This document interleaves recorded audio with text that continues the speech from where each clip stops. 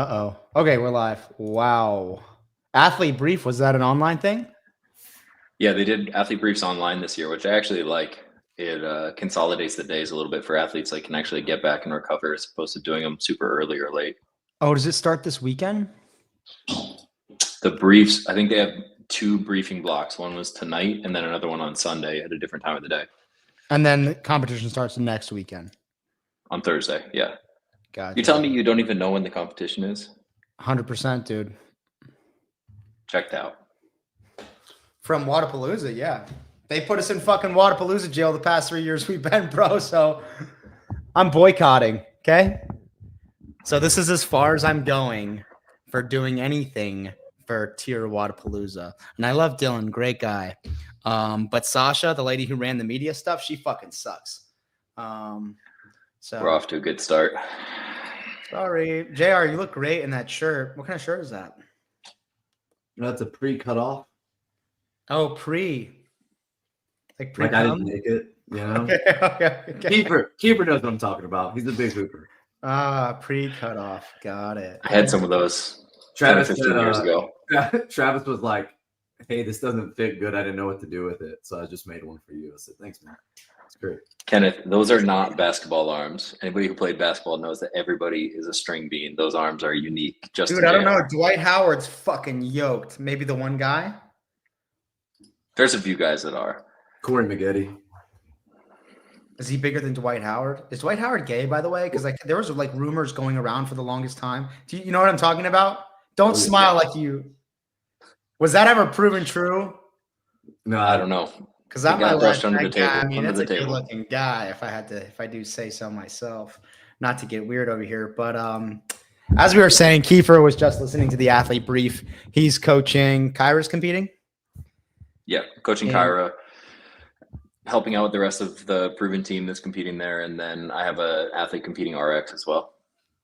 And JR's coaching Lindsay and RX, and I'll be there watching both too for sure. I think Jake. I think Jake is gonna be there coaching her. Like he'll have her coach's pass, but I'll try to see as much of it as I can. And this is his last weekend coaching Brooke, and then it's all you from here on out, right? No, I don't think so. I don't really know what the plan is as far as like who's going to take over her base template design. Maybe Steve Fawcett. I don't really know. I'm just a Metcon boy. I just scribble on a whiteboard. That's it. What does that mean, dude? Shut up. I think she's a CrossFit athlete, and you write her CrossFit. I mean, hopefully Jake is listening, and I think best case scenario would be Jake hangs around to help, and especially at in-person competitions because she says he's like amazing in-person coaching. He's a very calm dude and is so level-headed. I feel like that would be really nice to have in competition. Yeah. I like Jake. I like hanging out with him at comps. I hope he stays around. He's cool. Yeah. So we're here to do the Wodapalooza workout. Oh yeah, talk about that. We're here. All right, first off, we're here to do the Wodapalooza workouts. I genuinely didn't even realize the competition was next week, and I have not seen the workouts other than what's been sent to our group message thread and the one I saw that Hiller did his video on with all the crazy dumb numbers. But other than that, I haven't seen anything. Generally speaking, I just want to preface this. I do like Wodapalooza's workouts a lot. I don't always like the way the event is run, but what can you do with that many people? They're moving the venue to fix that. And maybe it's important for me to say, just to at least start a little nice for anyone that's with us now. And if you don't like it, you can leave later. But, I would imagine they have a lot of constraints programming wise, a new venue, slim pickings, maybe for competition flooring. There's a lot of sand, I would imagine, on a beach. And then a lot of athletes. So maybe time constraints as well. So we'll, you guys will give them. Taylor, if you were going to a competition where you knew that there was going to be a sand flooring, would you mind it?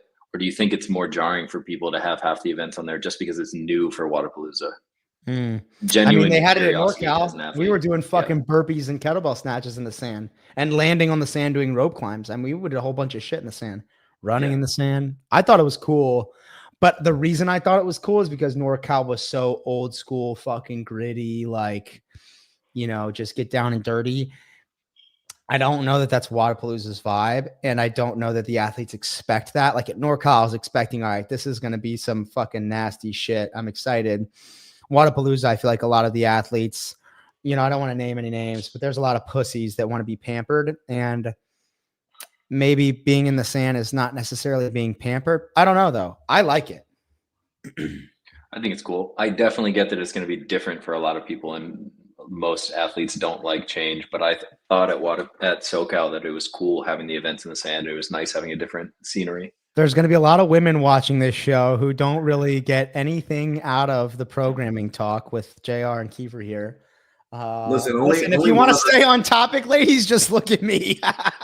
only one of us on the screen has done major modeling, and it's Keefer. So that's not true. You worked for Abercrombie, bro. That is literally the title of your role at Abercrombie. Do they not call you guys models? No. I was a manager. The models are the associates on the floor. You were never an associate on the floor before you were a manager. No. Wow, Brandon Gomez. I'm not gonna read that one. Let's go through the workouts so you can see them for the first time, and then when we get to the ones that I heard new things about on the brief, then I'll add that bit. It'll probably be better to pull them from the website. I just think they're easier to read. Okay, I was just on. Okay, do I go to tier? Is it tierwadapalooza.com or just Wodapalooza? It's a good question. I actually don't know. Yeah, while you pull it up, one of the things I was going to say is over the years, like especially the year Taylor was there. I think it wasn't tier Wodapalooza that year. I think they generally have done a really, really good job with programming. But I also am a big fan of, if you're going to have the caliber of athlete that they've had there over the last 5, 6, 7, 8 years, it's really, really difficult, can be really difficult to do a well-rounded test and an appropriate one in 2 days. And this is the second year they've done 2 days instead of 3. I think Keefer can speak to this, but it sounds like they listened to a lot of feedback last year saying that 5 scored events with 1 being a max was probably not extensive enough with that caliber of athlete. And this year they're having 6 with a max lift, which I think is a step in the right direction, but it also is going to require you to be a lot more conscious of volume, movement pattern, redundancy, and what the teams could be doing on the weekend, because a lot of the individuals will do team. All right, I didn't hear anything you just said. I was just trying to fix the overlay. You got to switch over to the individual events. Those are team. I'm also perfectly okay with the idea that something like Wodapalooza expects that they need to put on a really good show for people, maybe more so than a competition like yours where like just the programming art is all you care about. And so keeping a max lift in, and when you know that you have a lot of big names coming, is something that people get excited to watch. And so while it might skew the balance a little bit, I still think it makes for a good show and makes a fun competition. Yeah, but also I would push back and say that, I mean, people who feel the way that I do about rested 1 rep maxes in competition, there not being a place for it until like a competition that has 10 or more events, I'm very much in the minority. I think most programmers think that you should have one. Oh, I don't. Yeah, I'm just saying, I think most people still like to do it. Are we minorities? I think so. That's crazy. I'm a minority. Look at me. All right, let's go in order. It's 2 rounds too many is the first workout. Okay, 2 rounds too many. We're not going to watch the video. Should we watch the video? No. Fuck it. No. You've been waiting? Oh, it's Dylan. Just this Another workout at Tier Wodapalooza here in Miami Beach. He's another good-looking guy. Ladies, pull your pants up. This workout's presented by 511. Damn, whoever does their media does a pretty good job. That's cool. I do have to say, the videos are sick. Okay, 2 rounds for time. 50 cal bike. We know it's an assault bike or echo bike. I guess we don't know, but I think it's an echo bike because they've used echoes in the past. So maybe that's a bad assumption. I know they have a partnership with Assault, but they've always used echo. Right. And Reps Ahead is using echo, so I would assume it's echo. Okay, 50 calorie echo bike, 1K run. We're assuming in the sand. Allegedly, it's hard sand. I still think it's just running in the sand. And whether it's hard sand, I don't know. There's going to be places where it's not fucking hard and it's really hard to run in it. And then 150 box step or jump overs. Correct. So definitely stepping over. They also clarified in the brief that they're mandating step overs for the first round that's in a weight vest. And in the second round without a weight vest, you may jump over, but you still have to step down. Do you think this will be like, do you think they'll have rubber flooring or they'll be stepping over into sand?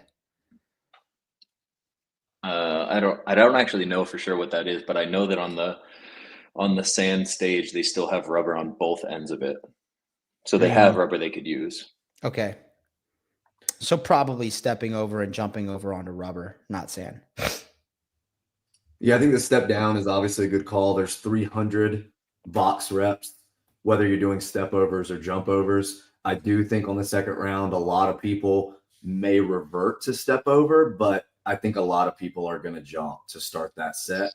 If they wait to kick with jump, I don't know that it's going to help out as much. I think the people who are really aggressive coming off the second run are going to be jumping to start the one. Dude, I don't think a jump over is any faster than trying to be fast on a step over at 20 inches.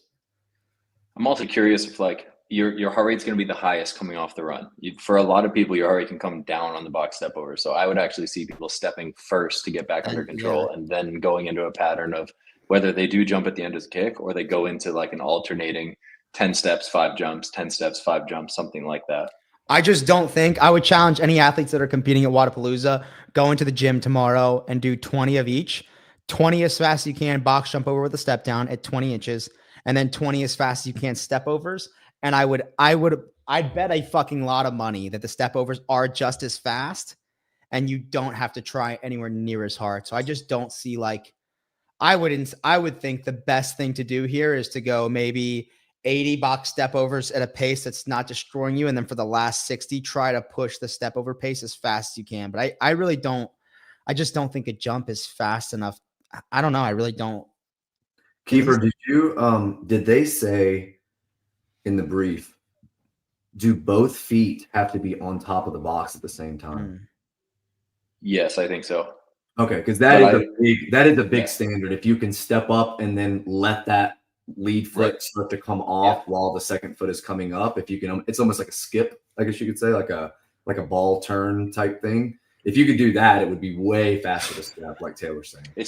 And I think that probably comes into play more so for the women, or sorry, for the men than the women, because they're all using a 20-inch box. So for the guys that can have a bigger step, it can be more advantageous to get over it quickly that way. Your boo is watching. I know. Hey, also, Hiller's the first person that's ever picked her to win a running event on here. Oh, she should really screen grab that.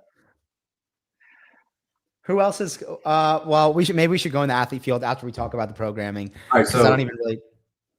If you look at times, the way I see it for the fastest people, I do like the split of the monostructural with the gymnastics. It looks like it's about 7 and 7. I mean, if you're holding 20 to 25 on the step over, if you do the echo bike in 2, 2.5, and you do the run in 3, 3.5, I mean, everything, it looks like it's going to be 7. Like fastest time would be sub 30. Is that crazy?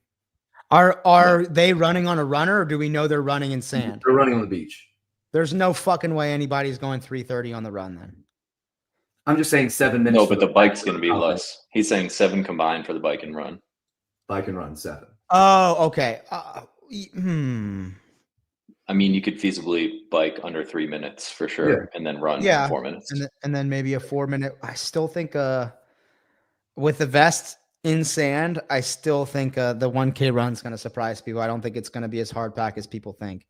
But sub 30, I definitely think is doable. Yeah. And I think that's going to be a really, really fast time. Isn't the cap 35, Keefer, on this? 34, 35, yeah. Okay. It'll depend on the sand, I think. Big time depending on the sand. Yeah. Just in general, though, I mean, I don't know. It's hard to say. I think they were arguing about it last night, Adrian Moonwaller and Peter, about if you get to the box 10 reps behind someone, how easy or hard is it to make up those 10 reps over the course of 150?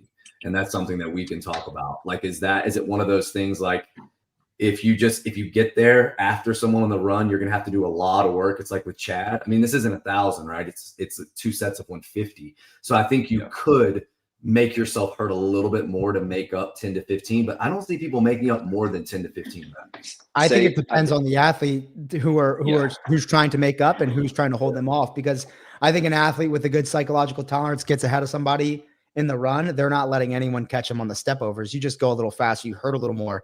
It's not like a skill or strength limiting exercise. So for example, if I'm ahead of somebody 15 reps on the step overs, I'm fucking dying before anybody catches me on a step over. But if it's snatches at 225, there's only so much you can do against somebody like Tola. So I just think it depends on the athletes. I think it's reasonable to assume that there could be a variance of 1 to 2 reps per minute on a pacing there, like somebody that's 20 reps a minute versus 22 steps a minute, or 22 versus 24. Right. So if you're assuming that might take 7 minutes to get through them all, like, yeah, that's 10 to 15. I think the second thing, and we won't see this I don't think you see this for the top athletes, but I bet you see this in the middle of the field, is there's going to be somebody that's totally smoked coming through that second run. They're going to get to the box and they're not going to be able to hold a steady pace. So they'll do a minute where they get 20, they'll do a minute where they get 15. And it's not that somebody's going to pass them because they pace that much harder. It's going to be because they're dying and falling off and they can't hold for 150. Do you guys like the vest and then lose it? Or do you think it should just do the whole thing with it or the whole thing without it? Oh, I think it's cool to do one round with the vest and without. I've done a lot of workouts like that, so I like that. Yeah, I think it's cool too. I think generally, though, you don't see as many people make mistakes on the round with the vest as you would see them make if the workout started with no vest. I think the vest kind of governs everyone's intensity enough to where they're like, oh, I'm starting to spill over. I should probably chill out a little bit because I know I have another round to go. Do you guys like the workout generally? Looking at the workout as a workout where you're like, oh, I like that. I do. Yeah. I think that especially with the 2-day competition, them being committed to doing something in the 30+ minute range is like a huge thumbs up, because I think a lot of times with competitions that aren't 3 days, what you end up seeing is the longest workout being 15 minutes. And that's not the case here. So Kiefer. Yeah, I like it. As far as like a long monostructural test goes, I feel like it's engaging and it has enough different things going on where you can see opportunities for people to make up for lacking somewhere else. Like, it's not going to be purely a running test, though I do think that the better runners have a big advantage because that's probably the best place to gain ground and time on people. But you can't be terrible on the bike. And I do think that in a case where an athlete's not a great runner, but they have good fitness, they can move quick on the step over and try to make up ground. I would argue that anyone who's a great runner is going to be good on the other two movements, or good enough on the other two movements to destroy the workout. Yeah. I really like that. At least in the men's field. Yeah. I'm not saying that they would be bad at those things also. Right. I guess what I'm saying is there are people that have a high fitness level that do not have a high running capability. Right. As high of a running capability. And again, I don't think these things affect the top of the leaderboard, but I think they do make a difference throughout the middle of the leaderboard. Yeah, I would say if you're not good at running, you're fucked on this workout. My personal opinion. Okay. JR, is it a run? What's the linchpin?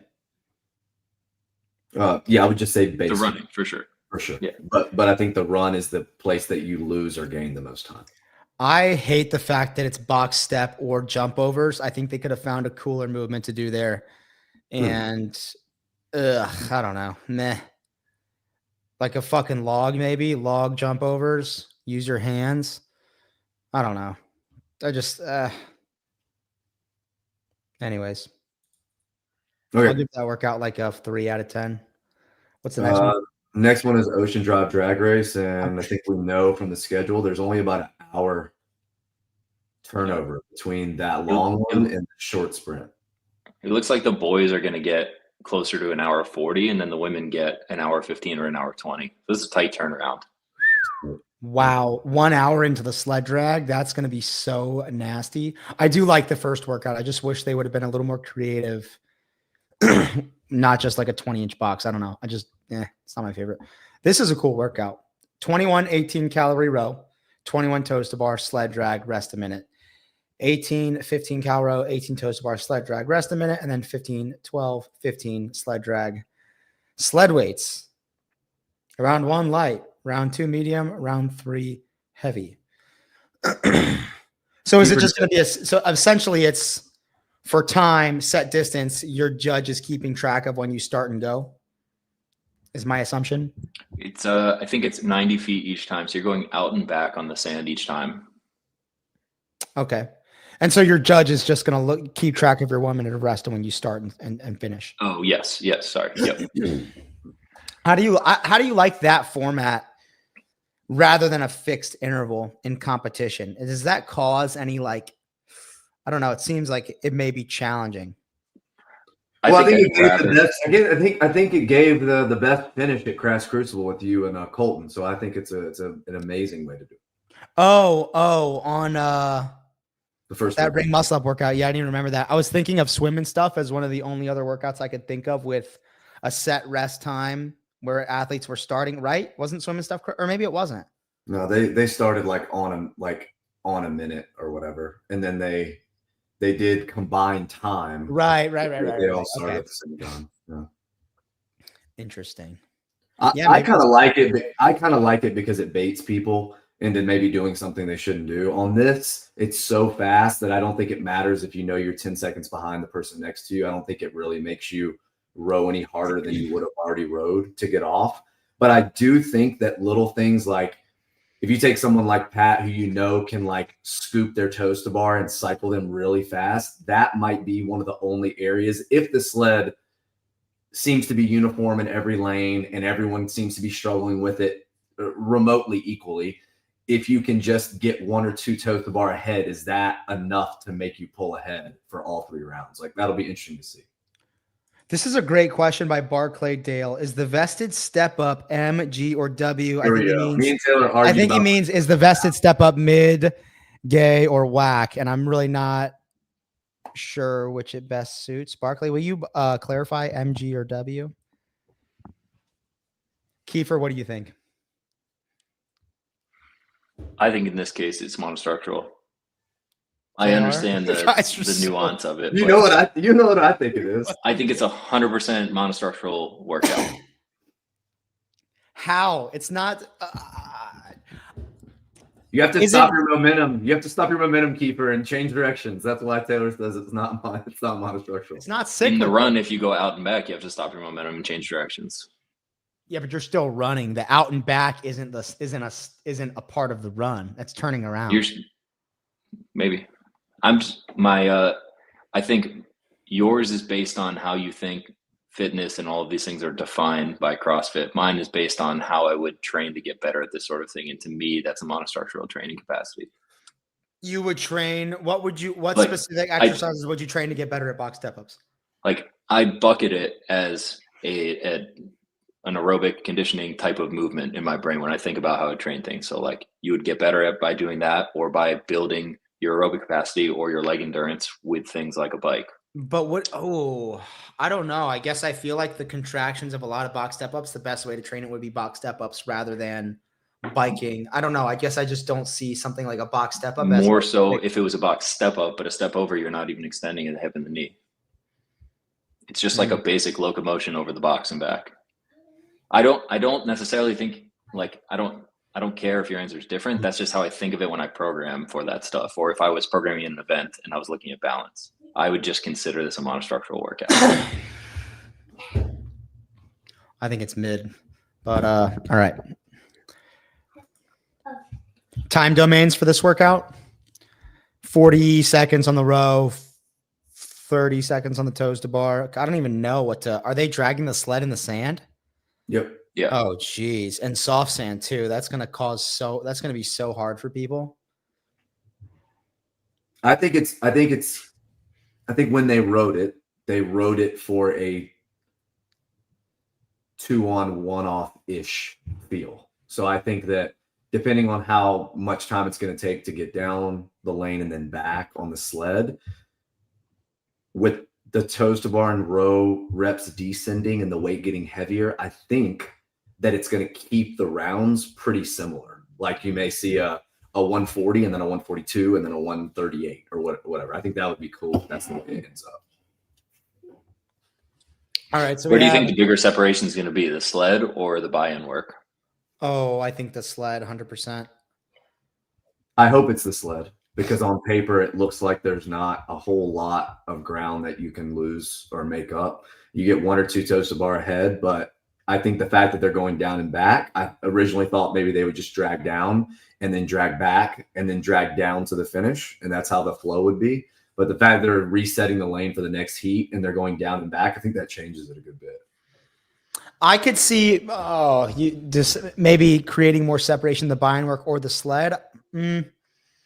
I feel like the workout maybe is, yeah, I don't know. Maybe it's pretty balanced. I don't see the workout as being one that's going to allow for big separation between the people who the competition matters, like the top heat of guys.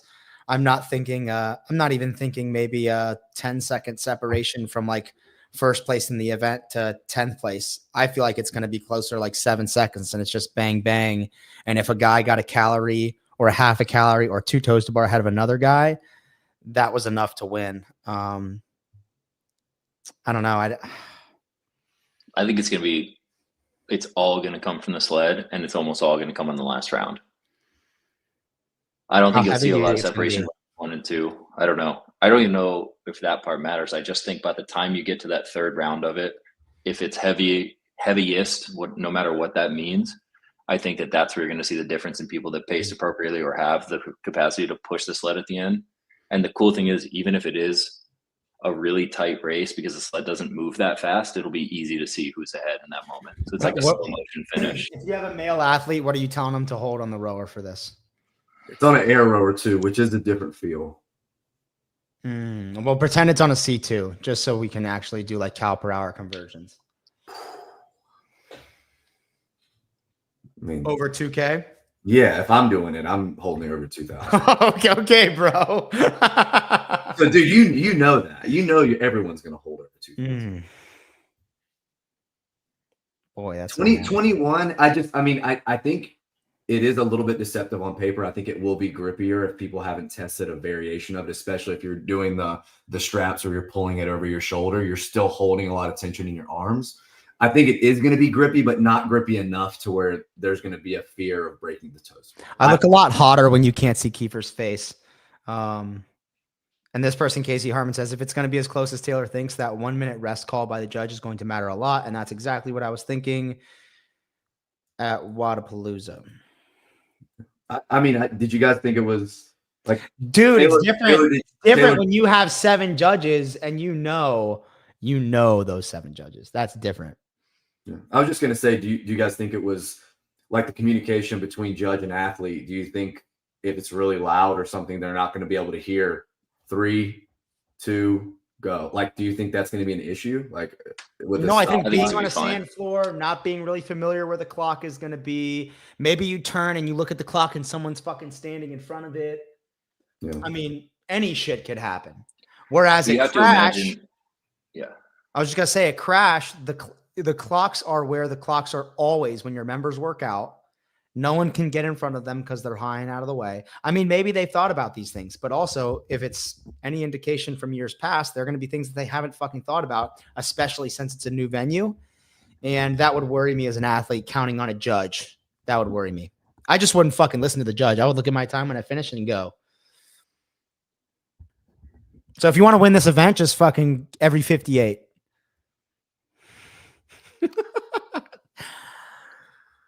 How do you stop an athlete who does that? It is good to, I don't think you can. It is good to be after something really long to be something short and intense with not a lot of volume. I think that's good. Yeah, I like the workout. First workout. We'll say it's not all monostructural, but we'll say it's a long time domain. MMG.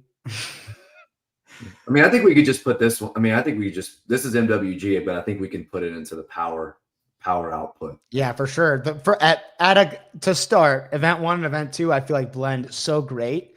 And people's legs are going to be absolutely smashed after this. I think destroyed. I would say the test as a whole, all of them, is a challenging 2 days. People are going to be spent after the 2 days, which I don't hate at all. Yeah. All right, event 3. What's that? That one right there. High stakes. High stakes. Wow, this is the workout Hiller was talking about. What the fuck is going on here? 75. How do you pronounce this? The whatever you vagina believe it is. heavy double unders. Sorry, I know that wasn't it. Was that close? I got JR to laugh a little bit, dude. Shaking my head in disgust. Is this a company? What is that? Yes, it's the brand. Yeah. Let's search what the fuck this is. Time out. Do you hear my keyboard? It's like a typewriter. Share this tab instead. Valites. I just typed. Oh, here we go. So Valites. go to Earth. It's their Earth 2.0 rope. Psych. Oh, that looks kind of fucking sick, dude. Damn, they have what is that? Like a little D ring you can connect it to? They're about to make a customer out of me. This is fucked up. Dylan, what the fuck, man? I'm supposed to be saving my money. Earth 2.0. What the? So the way this rope works, we got some of them when we knew that Valitas was a partner, and those handles have multiple inserts that you can put over and inside of it to add weight to it. So you can go like 3 different levels of weighted. So I'm assuming, I don't actually know what weight it is, but I'm assuming that the Elite division is going to be their heaviest version, which is pretty similar to like the feel of the Rogue heavy rope. Oh, do you think they're going to go with camo? Where's the camo? Oh, that's fucking. Oh, damn. Look at that thing. That's thick in that boy's hand. Is that a man's hand? JR, would you say? Taylor, can you go to the specs and see if we can see some sizing, like some links of the rope?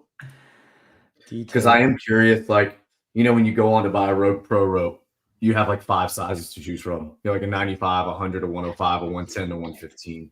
And even for the shortest athletes, a 95 is probably going to be long. And even maybe for the tallest athletes, the 110 or the 115 could be a little short based on how proficient they are and how good their mechanics are when they jump. If I had to guess, if you see this, so you buy the rope, it's a single cable length, and you cut it to your size. Yeah. And then you screw that individual on. Yeah, yes. And you screw that on with Allen keys or a Allen hex key. What they're doing at Wodapalooza is they have 3 standardized sizes: small, medium, and large. This is my one big gripe for the whole weekend. It's probably the only thing that I'll actually complain about. But my hope is that they'll have a remedy for it after getting athlete feedback. Their small size is 98.5 inches, which is 3.5 inches longer than Rogue's smallest size. And a small is already too long for short athletes. I would never have guessed that was a female hand, but it is. Yeah, the three sizes is fucking retarded. Why wouldn't they just give why wouldn't they actually, hey, Valitas, whatever, V-Elites, we're going to give you guys are going to give each athlete in the Elite division, the V-Elite division, a jump rope, and you're going to let them cut it to their own fucking size. And if they fuck it up, well, that sucks for you. Like it's almost like you might get check-in. They're like, hey, here's your cable, cut it to size that you want it. And exactly. Or like when I went to Wodapalooza that year and they're like, hey, a check-in, you're going to test out the Rogue Pro rope, pick your size. And I just took one. I feel like there's a bunch of remedies to it. You can do that. You could put this out earlier when they release the workout, or you could look at the other brands that have standardized sizing and pick something that's similar to it. Or you could take heights of the athletes that you have competing, and then you could use that as a way to sort of gauge where these are at, where the sizes are at.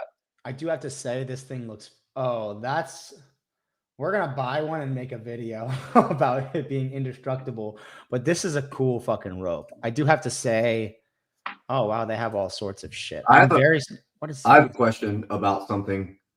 Yeah. At Crucible, we just had small, medium, large for the drag ropes. And then some athletes asked me in the warm-up area at check-in, they were like, hey, can I tie a knot in my drag? And I was thinking to myself, I was like, are they trying to get an advantage I'm not really thinking of? And I thought to myself, no, it's just gonna make it a little shorter by like an inch or 2 maybe. Because if you're a 94 and you have to use a 100 and you can tie 2 1-inch knots in it, it's gonna make it closer for you. Tie them wherever, close to the handle, whatever. Are they going to allow any kind of manipulation of the rope in that way? They said no. They said nothing, which I think is crazy. Like, I would be fine if they said, these are the sizes, but you can tie a knot in it the way that you would for a drag rope, which I think is a pretty common thing if you need to get it to your size. I just think something like that, where if you're going to have 90% of the field, no matter what their height is, are all going to use a small anyway, because the small is so big, then you're putting a short athlete at a disadvantage in a way that I think makes a measurable difference. All right, sorry, I had to fix my name. Last time we were doing Kill Taylor, Bryson fucked my name up, and so I just had to change it back. Have you seen my belt, Kiefer? You have a belt? Yeah, I have the baddest motherfucker belt. Is it purchasable online? Yeah, you want to check it out? I didn't purchase it. Drop the link. Here, we're gonna go UFC BMF belt. Right after that, go to the page that has the proven belt on there and just drop the link into the chat. I see this thing right here.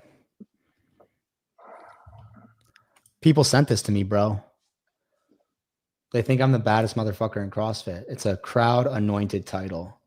So if any of you bitches want to challenge me for this thing tomorrow, 11 a.m. What's the workout? I'm not telling you. All right, let's get back to the workout. All right, 75 Velites heavy double unders, 90-foot handstand walk. Okay, we're in multiples of 15 so far. 21 wall facing handstand push-ups. Each arm, 12 single arm dumbbell snatch plus 12-meter single arm dumbbell overhead lunge. Single arm overhead dumbbell lunge. Do you write single arm overhead or do you write single arm dumbbell overhead, JR? Kiefer, you go first. Dumbbell overhead. Yeah, JR? I write SADBOHWL. So dumbbell comes first for sure. So they really fucked that up, and that's huge. Okay, 6 legless for guys, 4 legless for ladies, then back to the dumbbell, then back to the wall facing, then back to the handstand walk, then back to the dubs.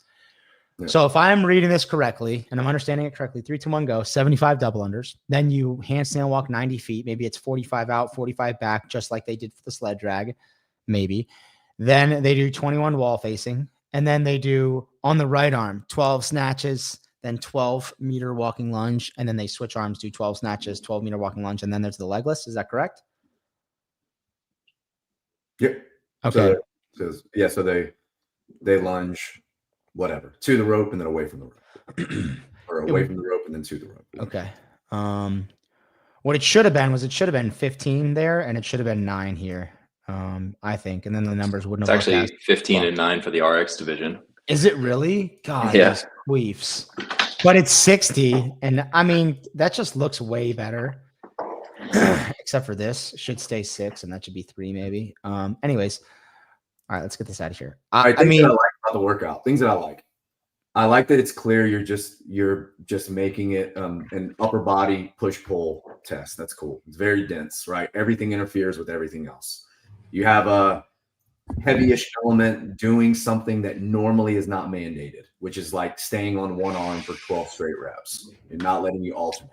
So you're going to see some athletes maybe try to touch and go. Maybe you see some athletes control to the shoulder, get a little regrip, and then touch and go. You might see some just try to do singles with a little break in between, whatever. So that's pretty cool.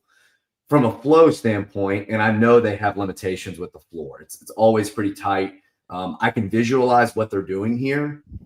What I would have done with it is I would have started with the dumbbell because that means you end with the dumbbell. So I would have gone snatch, lunge, snatch, lunge, walk, walk, walk, press, climb, press, walk, walk, walk, snatch, lunge, and the double unders I would have put either before the wall facing or after the wall facing, so that you still get that finish. So it's not a finish of people jumping, and that's only like from a really like nitpicky flow perspective. But maybe they really like the idea of handstand walk into the handstand push-up and then handstand push-up into the handstand walk to make both of them hard. So but you could easily, just like you said, keep the handstand walk and the handstand push-ups where they are and just interchange the snatches with the double unders. And then it makes the legless. I mean, I guess I don't know. See, here's why I think this is going to be, it'll be just as fun, but for different reasons. I actually like it this way now that I've seen it tested and stuff. The dumbbell work in the middle and being back to back just with the legless in between is super dense fitnessy, and it is tough. And so I think if you were to put those at the very beginning and the very end, the fitness in this workout is not as hard, and it becomes just a gymnastics capacity test through the middle. Doing this changes that a lot, I think, because you have to get through that section to even earn your way back to the handstand push-ups and the handstand walk. And I think that makes a bigger difference this way. And it is deceiving because when you're looking at it, you're just seeing the numbers 12, but in reality it's 24, 24. Right. And that's fucking brutal. 48 basically. And 6 legless is fucking, I don't know, 90 seconds for good guys. So you have a 90-second break before you go back to the oof. And I think like if this were regular double unders at the end, 75 would be super boring.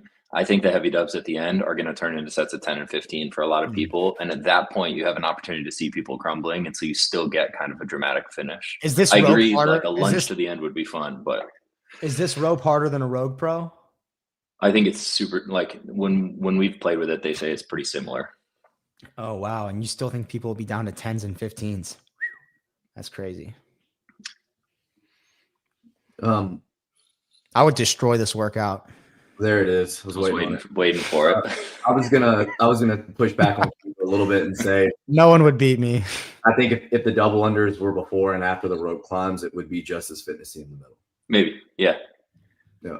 But again, it's probably just a floor layout thing, and I think this is going to be like the other ones. I think this is going to be really fun to watch. What I am curious of, and I'm curious of y'all's thoughts, especially between the males and the females, because I think when it gets really, really dense and it becomes super grippy or a lot of pressing stamina, the load of the dumbbell will end up balancing out. I think in this case, it will balance out, even though it's only 4 legless and 6 legless. Do you guys think that more ground will be made up or lost on the legless, on the dumbbell work, or on the 42 wall facing? Because I think it's going to be on the back 21. I think the back half wall facing, I think will separate a lot of people, but I think more, maybe not just the back half 21, but I think the back half 24 dumbbell snatches and 24 meters of lunging and the 21. I think that those 2 exercises more than any other. And I don't know, man, think about handstand walking after that set of 21 wall facing. That's going to be brutal for people. Whew. This is I like this workout a lot. I think it's going to be the second time through on the dumbbell is going to be the biggest separation, because people are going to do 4 and stand over it for 20 or 30 seconds, do 4, stand over it, wait to do their lunge, break up the lunge in the middle if they have an opportunity to. I think just because of how much faster people tend to go on competition floor, even if they tested it, I think that's going to be a massive crux. And then at that point, outside of the top athletes, you're looking at the time cap probably becoming a factor too. And they might not even get through the wall facing or the handstand walk. What's the cap? I think the cap is 15. It's 15. It's Bo Senior says it's going to be grippy. Bo, I think you're grippy. 12 meters is like 40, right at 40 feet. So, you think people are going to have to break that up? I think there will be people, if you can break it, if you're able to, I think on the back half, there will be people that will break it. Yeah. Okay. I think it's if you can find a way to get through it unbroken, I think it's a mistake to break, just because the mental energy it takes to pick it back up when you're breaking because you're that gassed is like a significant time loss. I'm going to walk through this time domain wise and try to put together what I think a good time would be. 75 heavy dubs. Let's just say people to start the workout. I don't know. You could get away with also not even doing these unbroken, but I think doing these in maybe 50 seconds is appropriate, and it shouldn't be any slower than that. And then a 90-foot handstand walk, I would say probably should be 40 seconds at most. So let's say we're at a minute 30. 21 wall facing. I would think breaking this into 2 sets at the start for me is what I would plan to do, like maybe 13-8 or 14-7. And so say that's we're at a minute 30, let's say 30 seconds. Let's say 2 minutes and 20 seconds. Now I get a lot, 50 seconds for that. And that's probably being generous. Let's say 2 minutes. 2 minutes and 10 seconds is 40 seconds. All right, 210. Then I have 12 single arm dumbbell snatches. I'm going to do 11 in a row. And so I'm at the 210 mark. I do 11. What? No way. What are you talking about, dude? I think in the workout you would go like 6 rest, 5 rest, and then 1 into the fast. No fucking way. I would do 11. That's it. This Dude, is I of all put the I workouts. stuffed my cock into that dumbbell workout. Don't even start with me, bro. Okay, first off, hold on. I'm at 2 minutes and 10 seconds. I'm doing 11 fucking dumbbell snatches, and I'm going to set it down, and I'm propping in a rest 15 seconds. I'm going to take a fat ass rest here, a very large rest. So 11 dumbbell snatches, let's say that takes me 25 seconds. So I'm at 235 now. I took a 15-second rest. That's going to be 250. And to lunge 40 meters, that's going to take me, I don't know, I'll be generous again and say 30 seconds. So I'm at 305. Now I've got to do that again. I'm probably going to take another 15-second rest after that. Let's say 20 seconds. 325. 25 seconds, 350, 15-second rest, 415 or 405. Let's say 410. Be generous. 440. Wow, 440. Then to get through the legless, I'll say 2 minutes. 640. Damn, that's gonna be 11, 20. Wow, I feel like sub 12 would be crazy good. Keefer, did they say in the briefing if you have to wall walk into the wall facing every time, or can you cartwheel? I didn't hear one way or the other. Okay. So I'm not sure. I did get a text just now that said that it's 90 feet straight, which is really cool. That you're not having to do it at 30-foot like turnarounds. Like it. So if you want to go 90 unbroken and you're that good at handstand walking, you can. This person got a picture of me somehow throwing up in Greg Glassman's garage. How the fuck did that happen? I think of all workouts, Taylor, this is the one you should do because I know it's a wheelhouse for you, but I also think that it's harder than it reads on paper. So I'd be curious to see how you turn up on it. I'm in horrible shape, so I'm definitely not going to be doing this workout and trying to give anyone a time to beat. I feel like sub 12 would be insane, and maybe in my best shape, that's what I would aim for. Like, and not even like a safe sub 12, but like 11:55. Like, I don't know. This is just. Yeah. What do you think, JR? Well, I mean, knowing some training times and then knowing how wheelhouse this is going to be for some people and how some people are going to have really, really wheelhouse movements in it, but then there are going to be other parts of it that can negate that a little bit, I think is really cool. Like, I don't think you can look at this workout and say, who's the best legless rope climber in the field? Okay, they have an advantage because even after the bicep and grip fatigue on hanging onto the dumbbell for the same arm, they're still going to be able to beat everyone on the climb. Because if they're a weak presser, then it's going to really catch up with them on the handstand work. So I think in that way, like, it's really balanced in that way. What was the workout? Maybe was it last year? It was like circus. What was it called? El Circo. Yeah, it had rope climbs, toes to bar, regionals lunge, handstand walk. Trey Gordon, no shot. Taylor does it sub 13. Trey Gordon, I'd rip your head off and shit down your throat in this workout. So I don't want to hear a fucking word out of you. And that's the end of day 1 at the tier Wodapalooza. I like it. Day 1. Wow, that's brutal. It's a lot of lower body to start. First two workouts, all lower body, basically. No, workout, there's some grip in the second one too. I don't know, dude. It's 45 what is it? 21, 18, 15? 54. That's not, I don't know. I get it. It's after a hard row, but okay. What's the next workout? Worth the weight. Worth the weight. Yeah, the lift. 3 attempts. 1 RM clean plus hang clean for max load. I mean, you know what I think. We know what JR thinks. Every 3 minutes, basically. When you look at the totality of the programming, we're not there yet, but first one is very leggy.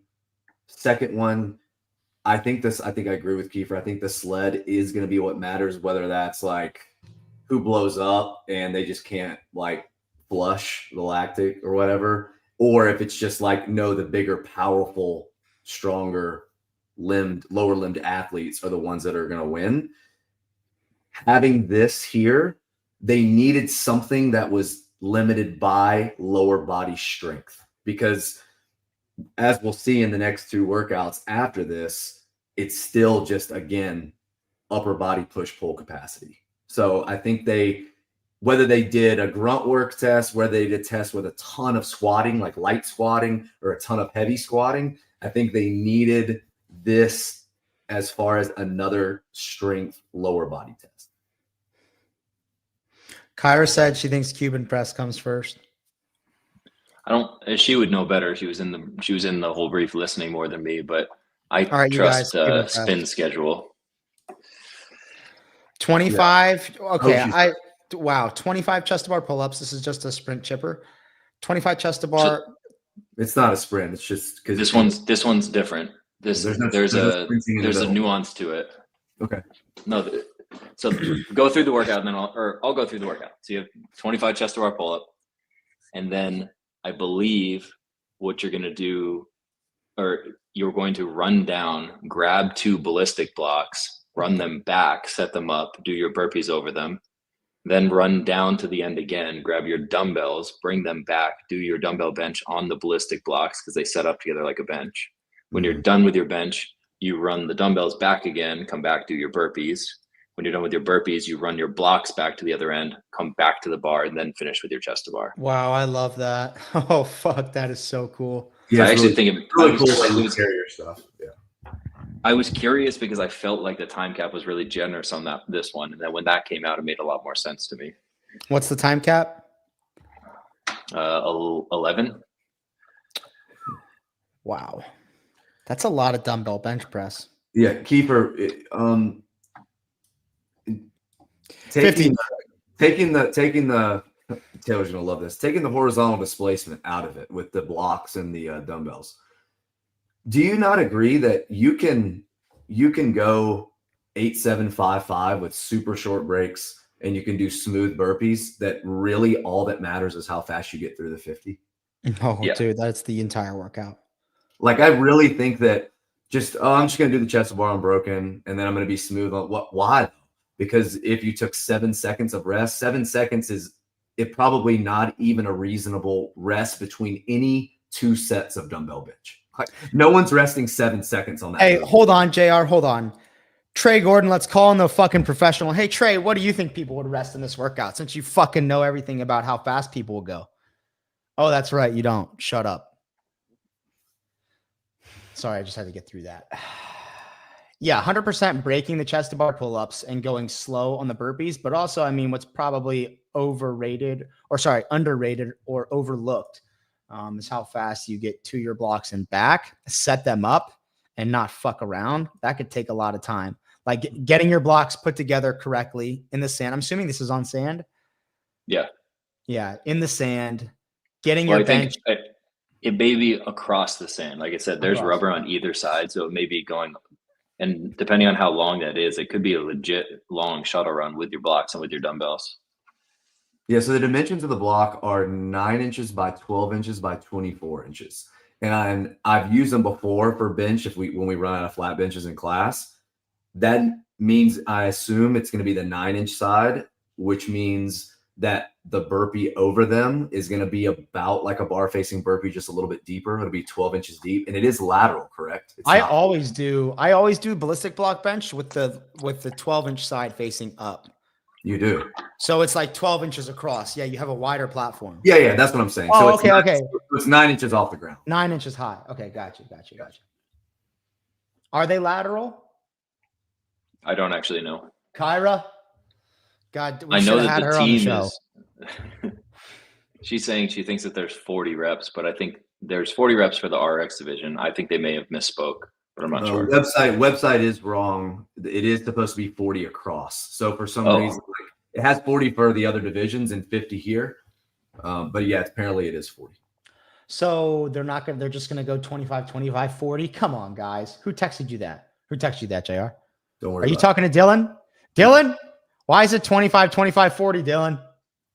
How fast do you think anyone can do the 40 in Kiefer 3 sets? No. I think somebody that's not competing could. Ah, okay. That's fair.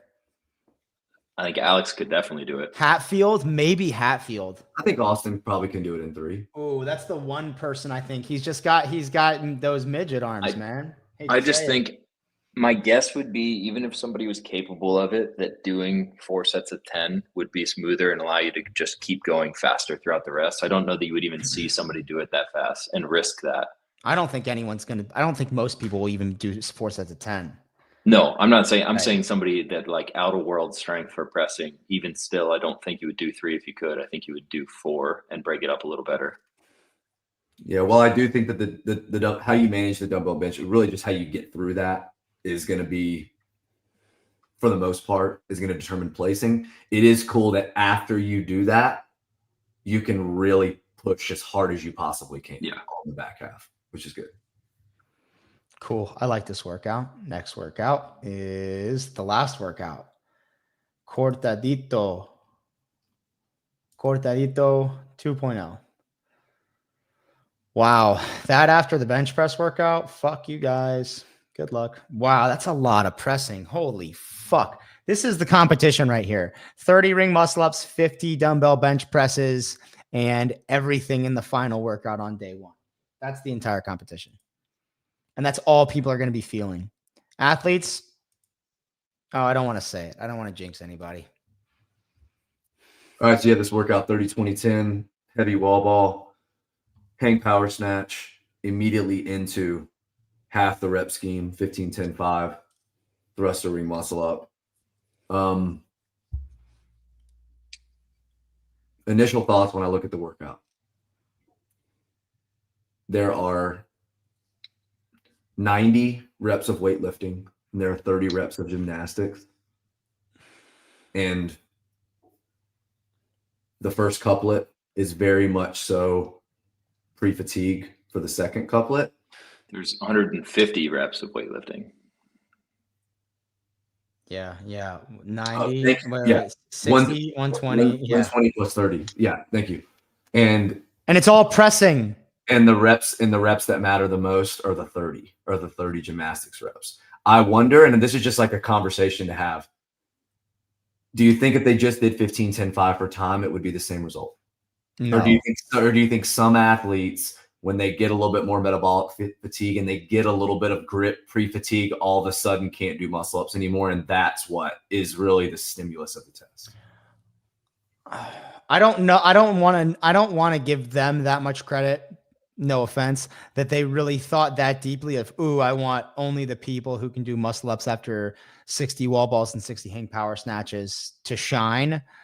But I agree with you that I think there will be athletes that can do very well with 30 ring muscle ups after all of that. And there will be athletes where on a 15, 10, 5, they could hide, but after that, they're not going to be able to hide. But again, it's like you could do any number of things to expose someone who could just hide right here. It doesn't have to be this. And this is like, a 30-pound wall ball, you're using a lot of shoulders. Receiving the barbell in the support position, using a lot of shoulders. Pressing out a thruster, using a lot of shoulders. This is just, it's remiss of the third workout on day 1. It just seems... maybe you wouldn't look at it and assume that. There definitely is a lot of squatting, but it's 90 squatting reps, whereas that's pressing, that's also shoulders, that's shoulders, that's shoulders. It's all shoulder involved. I think the difference is that if this were just 15, 10, 5 thrusters ring muscle ups, you're looking at the best at ring muscle ups to win the event. I think with it like this, you're looking at who is the fittest person of the people that are good enough at ring muscle ups.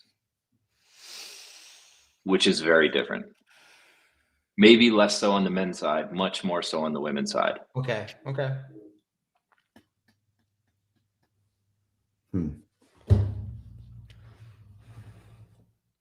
Yeah, I wonder how many athletes at the end will say, I was too out of breath to jump up on the rings and I just couldn't feel my arms, and that's why I didn't jump on the rings.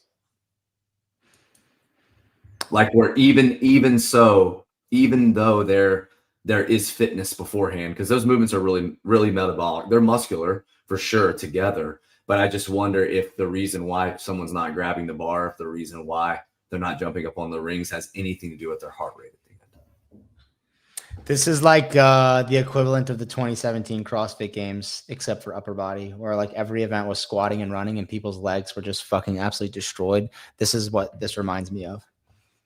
Which I guess, and to be honest, 2017 is like one of my favorite years of games programming. I like this a lot. It is super shoulder heavy, but I do like it a lot. Yeah. What would you rate it on a 1 to 10 scale, JR?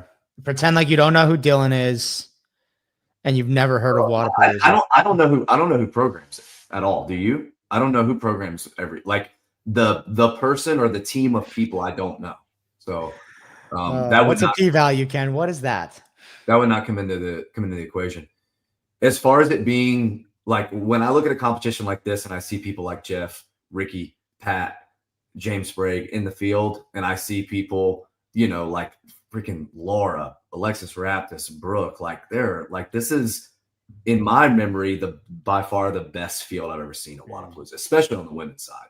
Are Tia and Laura competing? Tia is not. Oh, wow. So when I look at that and I say, hey, is this competition going to show who the fittest person at the competition is? I say yes, it is. Hey, Kiefer, but I'm also not saying that as a cop out where like you could put any 6 or 7 workouts together and Tia and Matt win type situation. Like it wouldn't matter if they were all sub 5. It wouldn't matter if they were all 20 minutes plus. It wouldn't matter if they were all push pull, whatever. I'm saying it from a standpoint of, yes, I think there's enough breadth in the test to expose people and also separate at the very top. Yeah, if Tia was doing this, she would absolutely fucking murder every female in the field. After maybe the top 5, I think the programming is really going to dictate like who finishes top 10 and who doesn't, for sure. Can you tell Tia Kiefer for me? Just tell her to stop not doing competitions to keep Laura's hopes alive. I'm getting really fucking tired of this. If she's going to squash hopes for everybody, just do it across the board. I don't like seeing Laura win. I'll shoot her a message. Cool. I'll let her know you're excited to see her back on the floor. What 1 to 10, JR? You didn't answer my question. That's really all people came here for. 1 to 10. Wait, first off, JR, do you know what a p-value is? Just yes or no? Not enough to speak to. Okay, you would have been fucked at Greg's. Kiefer? Same here. You would have been fucked. Neither do I, guys. And trust me, I was supposed to learn about him for 2 whole days. Okay, 1 to 10. Tier Wodapalooza 2025's programming. Kiefer, 8. you go first. Oh, 8? Yeah. Dude. What? Do you not remember the conversation we had about a 1 to 10 scale? Do you remember me saying, though, I don't think I've ever given above a 9? That's what I'm saying. No, you said you've never given above an 8, you queef.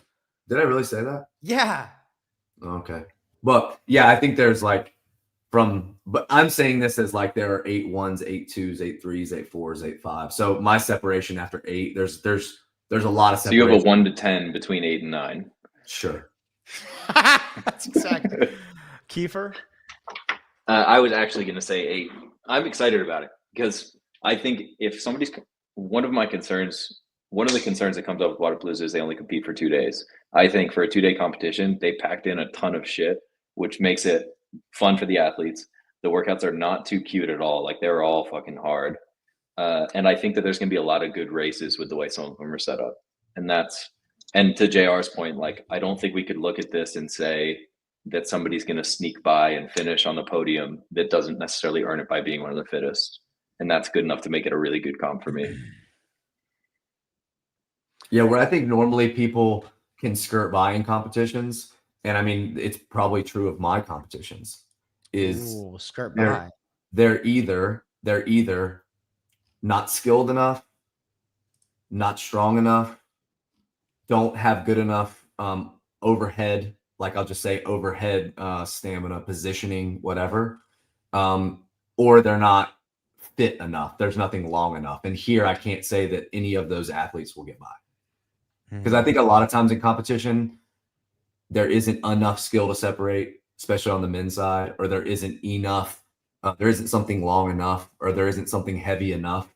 But I think here, like, you can say that there are all of those things. You know what I really like about it?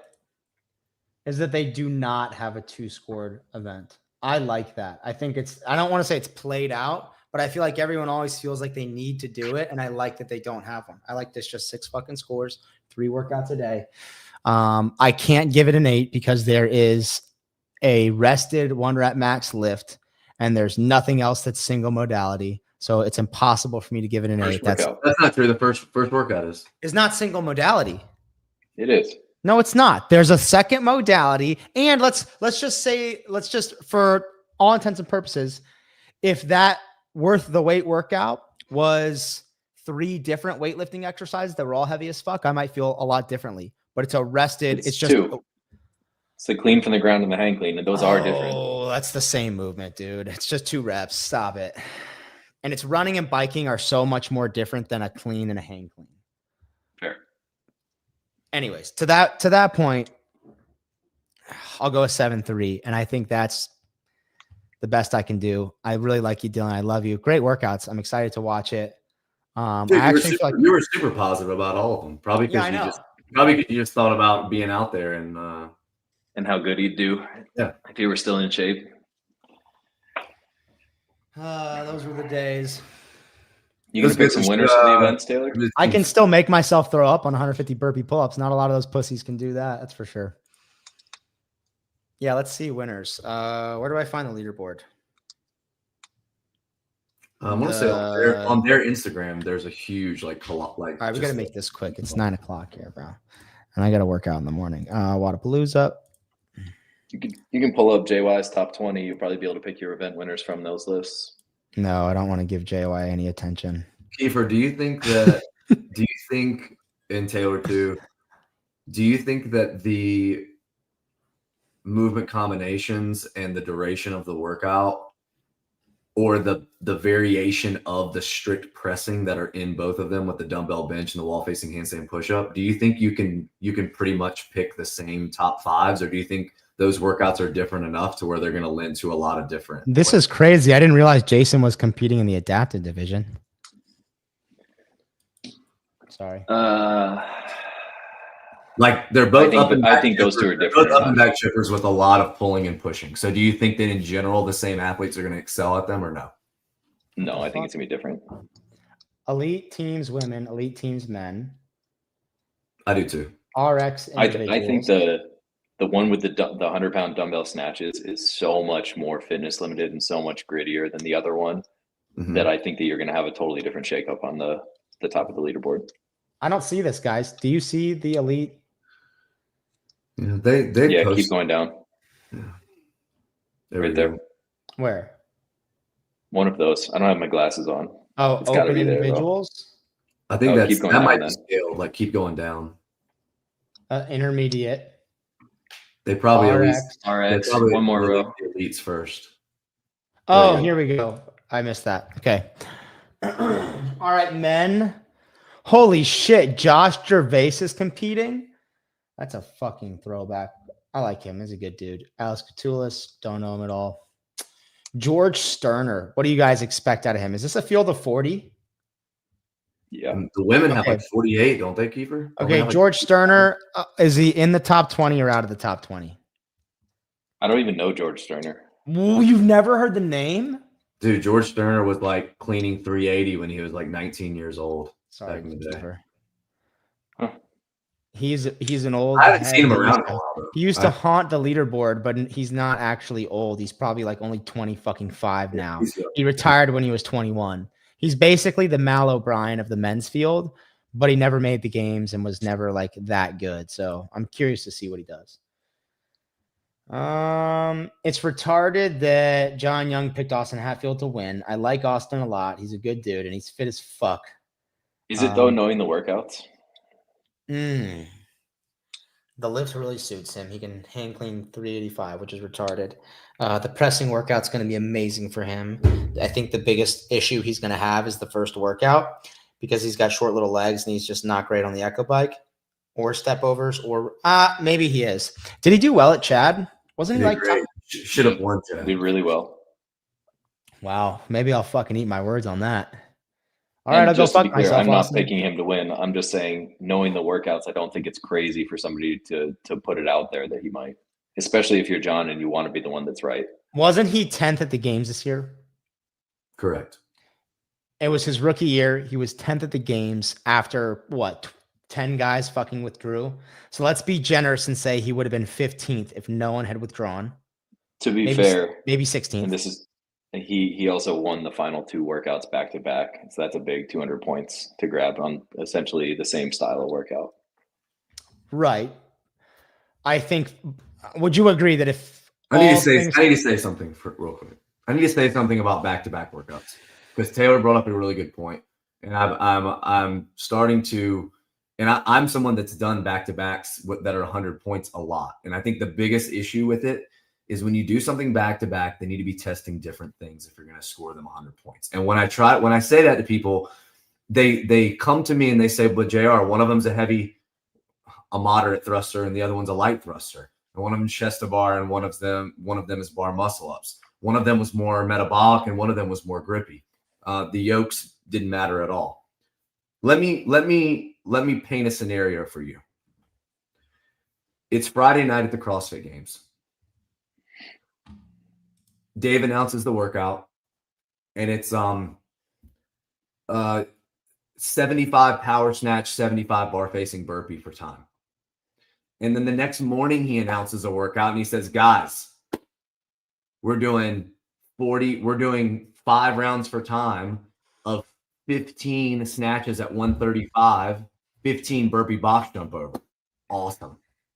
They're not back to back anymore, but they are back to back using the exact same movements, and you're going to award them both 100 points. That is ridiculous to say. So I think that back to back at the games, to Keefer's point, was extremely skewed in that we are valuing 200 points of that competition that only had 1,000. There were only 10 workouts, right? Mm-hmm. To that same movement combination.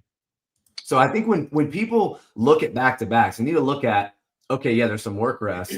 What are they testing? Are they testing the same thing? Is it strict deficit handstand push-ups and then bike erg and drag rope? Or is it thruster pull-up, thruster pull-up? Okay, I'm done. Sorry. This is crazy that Nick Matthews even got a spot here. Ricky Garrard. Fucking can't. I think Ricky's going to be top 3 for sure. I'd have to say Jeff Adler is going to be on the podium for sure. And it would be, oof, man. I'm going to go with James Sprague on the podium. And I'm going to say Austin Hatfield's going to be in 4th. And I'm going to say Patrick Vellner is going to be maybe 13th or 14th. And the rest, I'm not really sure. On the women's side, I would bet an extreme amount of money that Pat is not going to be outside the top. Just let me be a fucking dick, dude. Okay, relax. Well, no, it's more John. John's the one that's like just sending him to the grave right now. He's not in the grave. His abilities and his fitness is insane. Pat Vellner will for sure be in the top 5. Whether or not that's on the podium or 5th place or winning, I don't know. The one thing that actually concerns me about Pat Vellner is a lot of the overhead stuff. And that's not to say that he's not a good gymnast, because he is. But we know historically, since that bicep injury in the 2016 regionals snatch workout or overhead squat workout, his support position has struggled. And in any workout where he's had to do a lot of heavy loading in the support position, think about the Grace workouts at Rogue Invitational, think about the dumbbell overhead lunges at the games, he has issues. And there's that dumbbell workout with the overhead position, and I feel like that thruster workout with the hang power snatch is honestly not going to be great for him.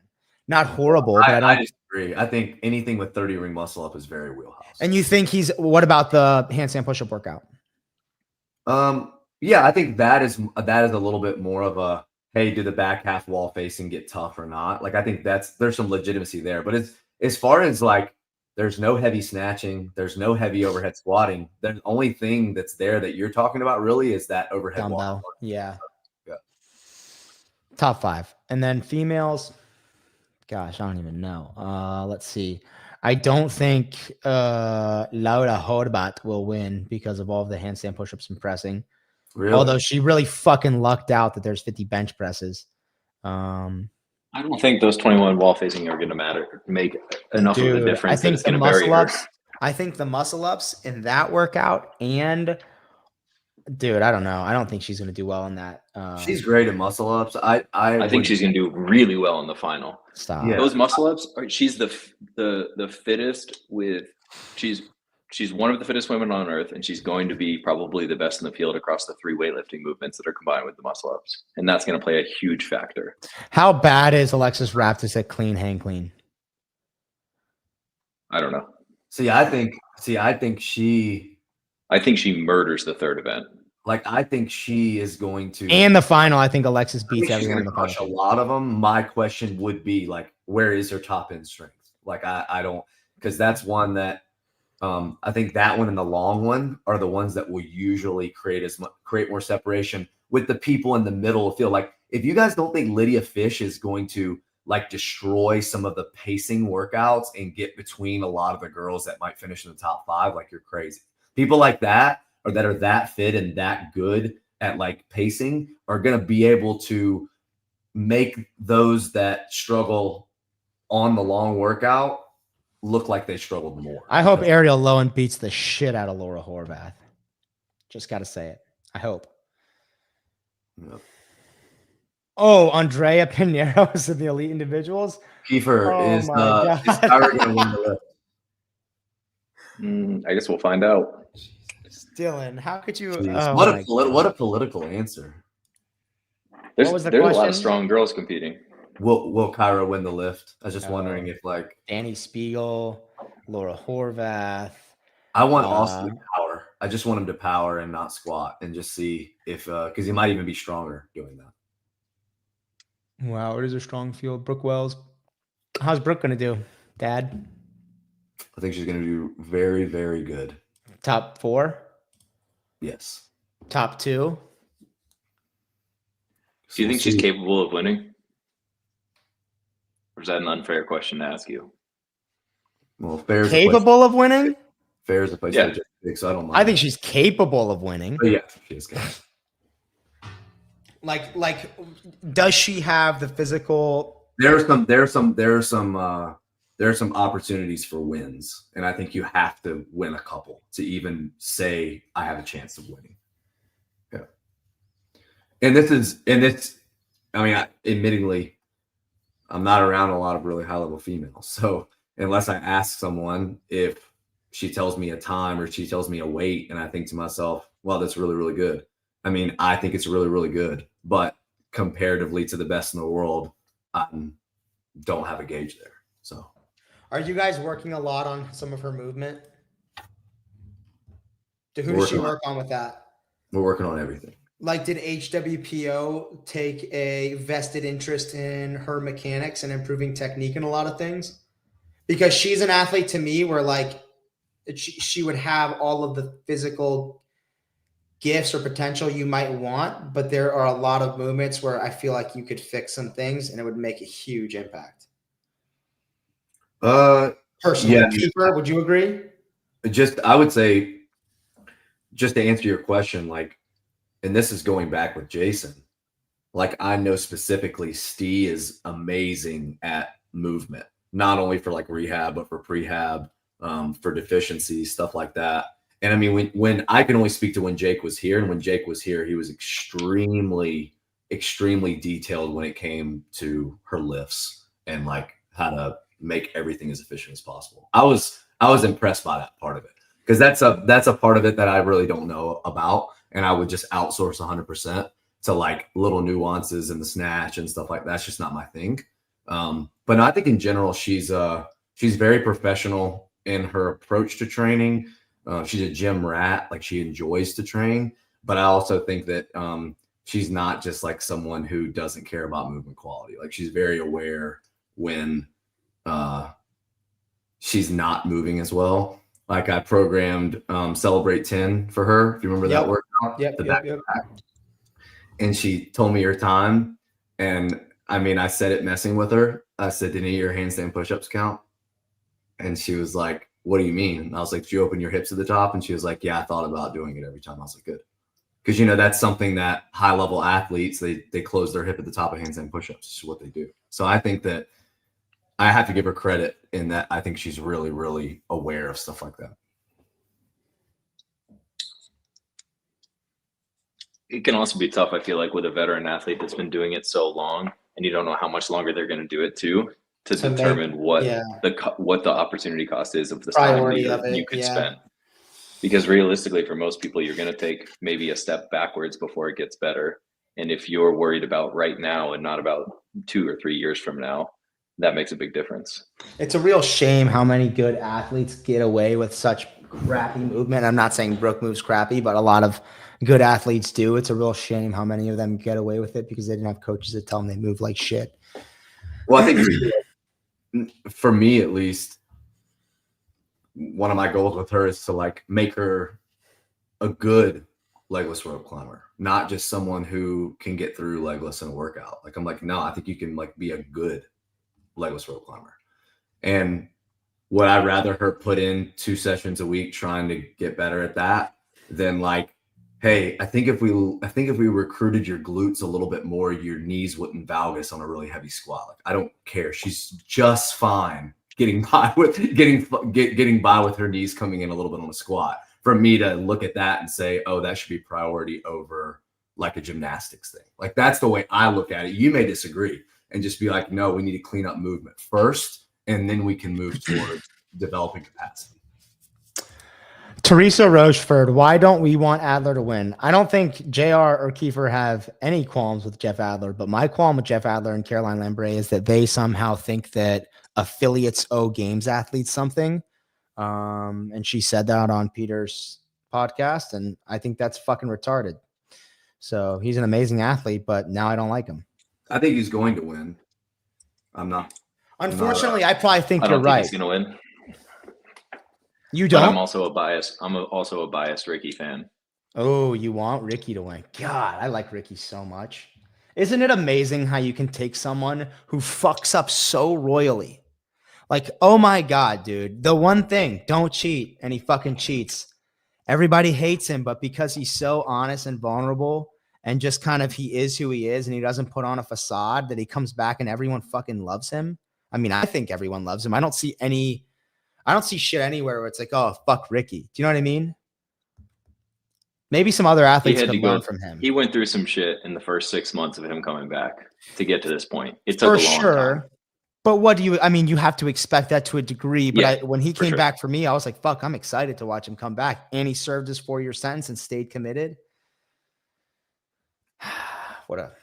Hey, kids, there's no kids watching the show, hopefully. And if there are, parents, you guys are fucking up.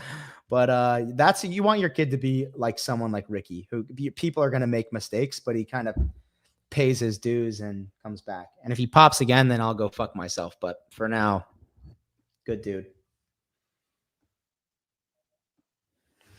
All right, with that, we're out of here. I'm done. You guys, anything else? Nope. Good. 7-3. Thanks for Did having I give me. it a 7-4 or 7-3? 7-4. You guys both gave it 8s. Cool. Wodapalooza. New venue. Tier Wodapalooza. New venue. See you guys.